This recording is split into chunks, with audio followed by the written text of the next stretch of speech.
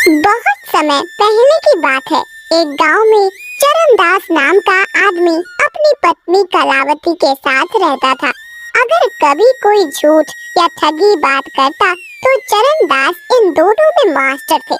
एक दिन उसके दिमाग में एक ख्याल आया कि अगर उसको अमीर आदमी बनना है तो ठगने के लिए गांव का सरदार ठीक आदमी रहेगा। दुनिया में उसके पास बस अब एक ही चीज बाकी रह गई थी, वह थी उसकी बकरी। नहीं, उसके पास दो चीजें थी। अगर तुम उसे गिरो तो क्योंकि साथ में उसकी पत्नी भी तो थी। एक दिन उसने अपनी पत्नी से कहा, मैंने अमीर बनने के लिए एक तरकीब सोची है। उसमें तुमको और बकरी दोनों को मेरी सहायता करनी पड़ेगी, क्योंकि अब केवल तुम दोनों ही मेरे पास रह गए हो और तुम तो मेरे लिए बहुत ही कीमती हो। खास करके इस समय अपनी तरकीब को काम में लाने के लिए मुझे तुम्हारे सोने के हार की जरूरत पड़ेगी, जो मैं अपनी बकरी को दूंगा। जी ठीक है, आप जैसा बोलोगे मैं वही करूंगी, लेकिन इस बात का ख्याल रखना कि वो हार तुम्हारी माँ यानी मेरी सास की आखिरी निशानी है। अगले दिन उसने अपनी पत्नी का सोने का हार लिया और उसके कई छोटे छोटे टुकड़े कर दिए। उनमें से एक टुकड़ा उसने बकरी के चारे में मिला दिया। बाद में जब बकरी ने नींद की तो उसमें वह सोने का टुकड़ा चमक रहा था। उसने फिर एक बार बकरी के चारे में एक सोने का टुकड़ा मिला दिया और बकरी को लेकर वह गांव के सरदार के घर पहुंचा और आवाज लगाई, सरदार की जय हो, सरदार अमर रहे। कहो मेरे बच्चे, कैसे आना हुआ? सरदार, मेरे पास एक बहुत ही खास खबर है जिससे आप सबसे अमीर आदमी बन सकते हो। तब तुम ये खबर अपने पास ही रखकर खुद ही अमीर क्यों नहीं बन जाते? क्योंकि इतनी अमीरी तो केवल सरदारों को ही अच्छी लगती है। जहाँपना, अगर मैं इतना अमीर बन गया तो मुझे यकीन है वह खजाना मुझसे आप ले लेंगे। इसलिए मैंने यह सोचा कि उसे मैं आपको अपने आप ही दे दूं। चरणदास, तुम बहुत ही अक्लमंद आदमी हो। बताओ क्या खबर है? चरणदास ने अपनी बकरी और उसकी लीद सरदार को दिखाई। सरदार को ऐसी बकरी देखकर बहुत आश्चर्य हुआ जो अपनी लीद में सोना निकालती है। इससे पहले ही वह अपने आश्चर्य पर काबू पाता कि इतने में बकरी ने फिर से लीद दे दी और उसमें भी सोने का एक टुकड़ा चमचमा रहा था। तुम इस बकरी का क्या लोगे? और देखो, एक दाम बताना, क्योंकि तुम जानते हो कि मैं तुमसे ये बकरी बिना कुछ दिए भी ले सकता हूँ। मैं हमेशा ठीक ही बोलता हूँ। जहाँपना, आपके एक बहुत ही छोटे नौकर की हैसियत से मैं इसका दाम केवल 100 सोने के टुकड़े और 100 चांदी के टुकड़े मानता हूँ। चरणदास, तुमको 100 सोने के टुकड़े और 100 चांदी के टुकड़े मिल जाएंगे। चरणदास को तो विश्वास ही नहीं हुआ कि सरदार इतना दयालु था। चरणदास फिर बोला, जहाँपना, कोई आपका सोना चोरी न कर ले, इसलिए आप बकरी को अलग ही रखना और अपने बहुत ही खास आदमी को उसकी रक्षा के लिए रखिएगा। इतना कहकर वह वहाँ से चला गया। 4 दिन बाद उस बकरी को जहाँ रखा गया था वह जगह उसकी लीद से भर गई। सरदार के नौकरों ने वह पूरी लीद छान मारी, पर उनको सोने का एक टुकड़ा भी नहीं मिला। ये देखकर सरदार गुस्से से भर गया और बोला, उस कमीने को मेरे पास जिंदा लेकर आओ, और अगर वह न आए तो उसको मार दो और उसका मरा हुआ शरीर देकर आओ, ताकि मैं उसको पिट्ठों को खाने के लिए फेंक सकूं। चरणदास तो इसके लिए पहले से ही तैयार था, क्योंकि उसको मालूम था कि सरदार उसको बुलाएगा, क्योंकि उस बकरी की लीद में सोना तो निकलना ही नहीं था। उसने अपनी पत्नी को अपना प्लान पहले से ही बता दिया।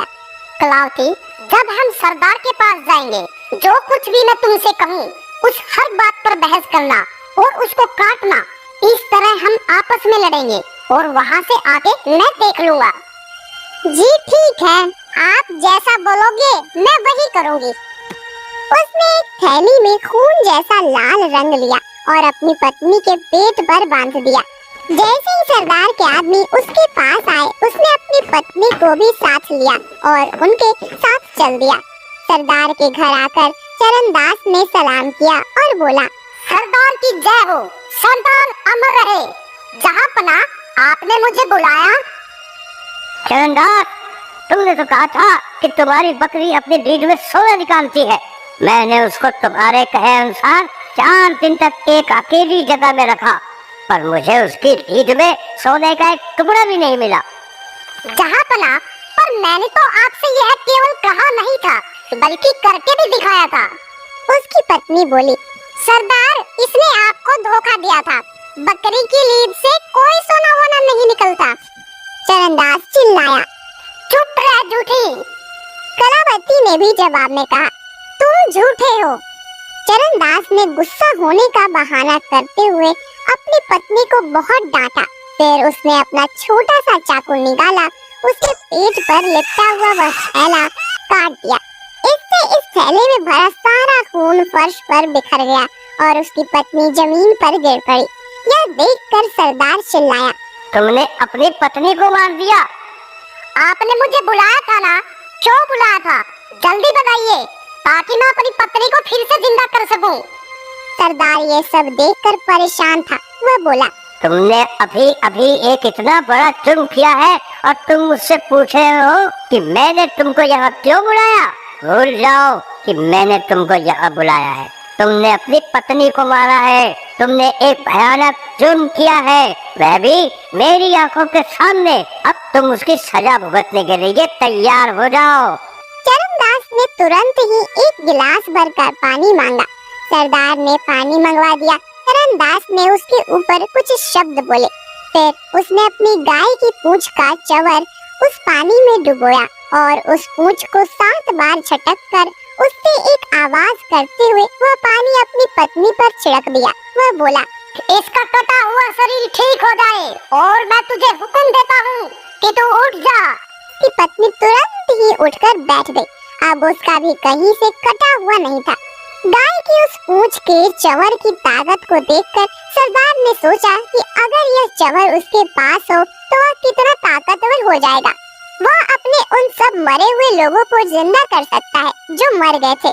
तो वह चरणदास से बोला, मैंने तो कभी ये सोचा भी नहीं था कि मैं अपनी आंखों से ऐसी ताकत देख पाऊंगा। मुझे लगता है कि मैं रीढ़ में सोना निकालने वाली बकरी के बदले यह चवर लेना ज्यादा पसंद करूंगा। चरणदास, तुम मुझे इसे कितने में बेचोगे? जहाँपना, मुझे यकीन है कि आप जानते हैं यह चवर इस बकरी से कहीं ज्यादा कीमती है, पर मैं आपको इसे 200 सोने के टुकड़े और 200 चांदी के टुकड़े में दे दूंगा। सरदार ने उस चवर के दाम चरणदास को दे दिए और वह चवर उससे ले लिया। एक दिन जब सरदार अपने सलाहकारों के साथ खा पी रहे थे तो उसी समय उसकी एक पत्नी वहां और खाना रखने के लिए आई। तो उसने उन लोगों से कहा, मैं पहले अपनी पत्नी को मार दूंगा और फिर इसे जिंदा करूंगा।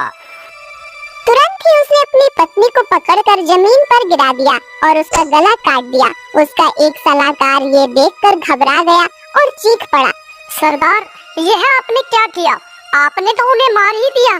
ठीक है, अब हम खाना खाते हैं और पीते हैं, बाद में मैं इसको जल्द ही जिंदा कर दूंगा। पर उसके सलाहकारों को तो चिंता हो रही थी। उन्होंने सरदार को उसे जल्दी ही जिंदा करने को कहा। सरदार ने तब वह चवर पानी से भरे ग्लास में डुबोया और चरणदास की तरह कुछ शब्द बोले। फिर उसने चवर को 7 बार हवा में हिलाया और उसका पानी अपनी पत्नी के शरीर पर छिड़क दिया।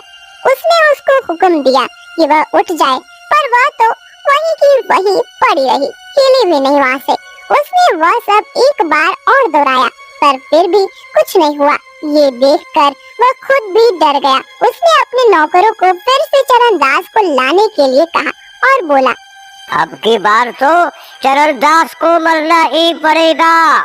नौकर चरणदास को सरदार के पास ले आए। इस हरामखोर के हाथ पैर बांधकर डूबने वाली चीज में डाल दो और इसे नदी के सबसे गहरे हिस्से में फेंक दो। उन आदमियों ने चरणदास के हाथ बांधे और एक चमड़े के थैले में डालकर उस थैले का मुंह रस्सी से बांध दिया। फिर वे उसे फेंकने के लिए नदी की ओर चल पड़े। वे सुबह से लेकर शाम तक चलते रहे। अब उनको लघु शंका के लिए जाना था, तो वह थैला उन्होंने सड़क के किनारे रख दिया और एक झाड़ी की तरफ चले गए। इस इससे पहले कि वे वहां से लौट कर आते, एक व्यापारी अपने गधे पर चढ़कर वहां से गुजर रहा था। चरणदास को कुछ आवाज आई तो वह थैले में से बोला, मेहरबानी करके कोई मेरी मदद करो, मुझे सोना चांदी नहीं चाहिए। सरदार अपनी जिंदगी बचाने के लिए मुझे अपना खजाना देना चाहता है, पर मुझे इसका कोई खजाना वजाना नहीं चाहिए। मैं गरीब ही ठीक हूँ। तुम पागल हो गए हो क्या?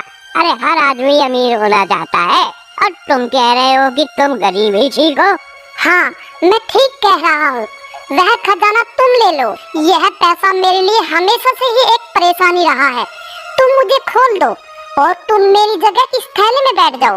मुझे वह खजाना नहीं चाहिए, वह खजाना तुम ले लो। उस आदमी ने तुरंत ही वह थैला खोला, चरणदास को बाहर निकाला और खुद उस थैले में बंद हो गया। चरणदास उस आदमी के गधे पर बैठकर वहां से चला गया।